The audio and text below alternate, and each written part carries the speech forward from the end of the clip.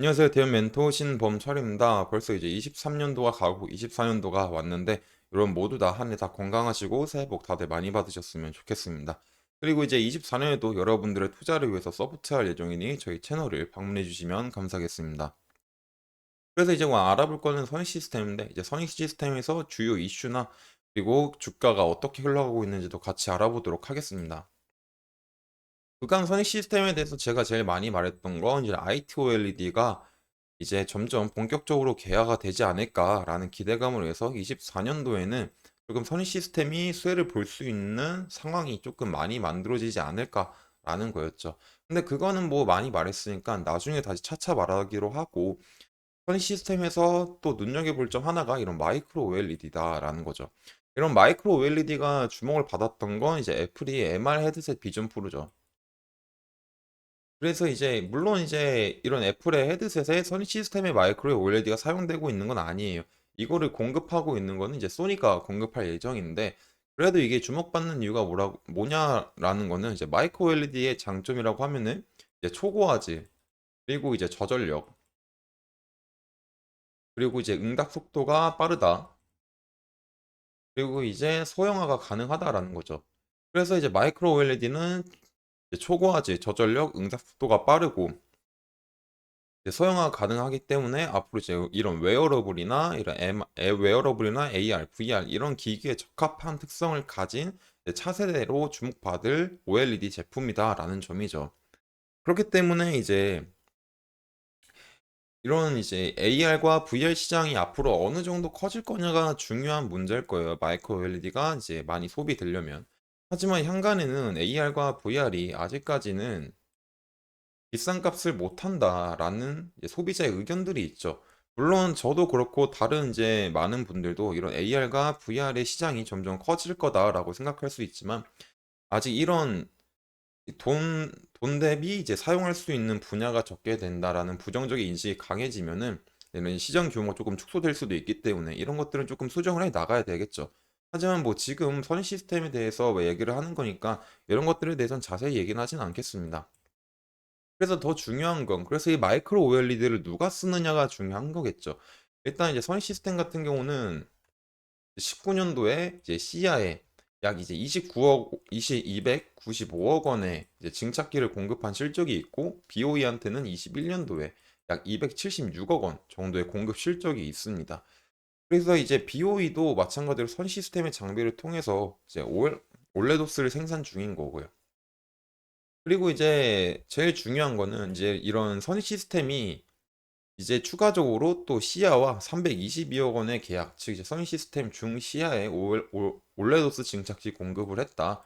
이게 322억 원 규모다라는 거죠. 그래서 이제 시야도 그렇고 비오이도 그렇고 이런 마이크로 OLED 증착 장비 공급을 기점으로 해서 국내 디스플레이 업체들도 이런 양산 시설을 확대할 예상입니다. 그렇기 때문에 앞으로 이런 마이크로 OLED 시장이 점점 커질 거다라는 점이 이제 중요하겠죠.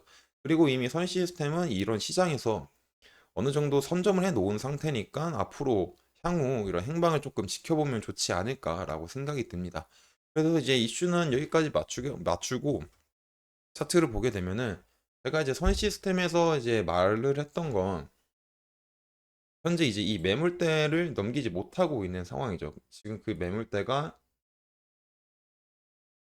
한 3만 원 부근으로, 3만 원에서 한번 3만 1천 원 정도 보면 될 것 같습니다.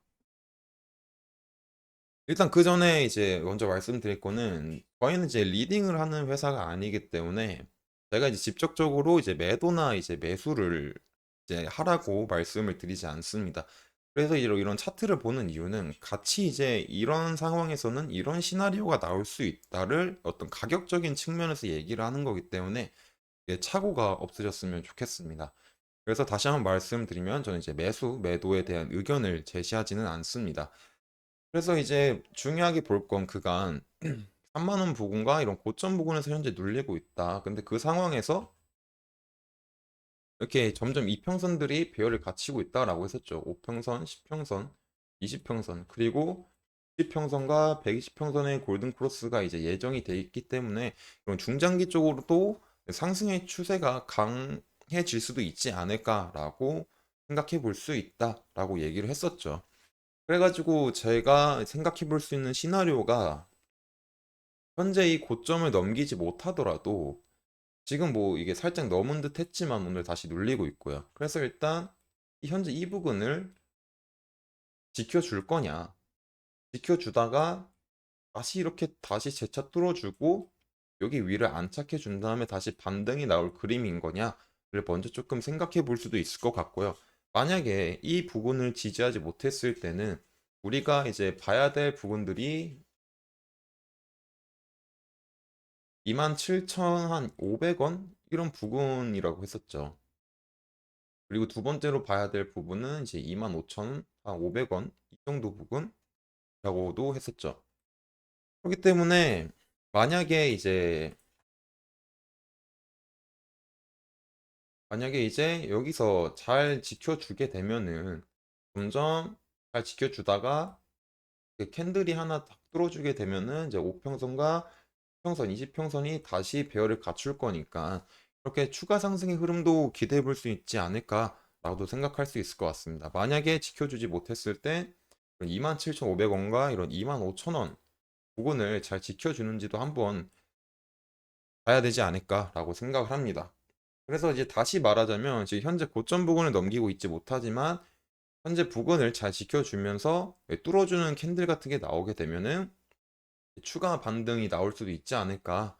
그리고 만약에 이 부분을 이탈했을 때는 이런 27,500원 부분과 27,500원 부분을 처음에 잘 지켜주는지 확인하고 만약에 여기도 뚫렸을 때는 이제 25,000원 부분도 이제 같이 지켜주는지 확인해 봐야 된다라는 점이죠. 그래서 이제 현 시스템이 이제 이런 앞으로 24년도에도 기대되는 이제 기대가 될 수 있는 상황이기 때문에 주가도 이제 시원시원하게 올라갔으면 좋겠습니다. 이상 대우 컴퍼니 멘토 신범철이었습니다.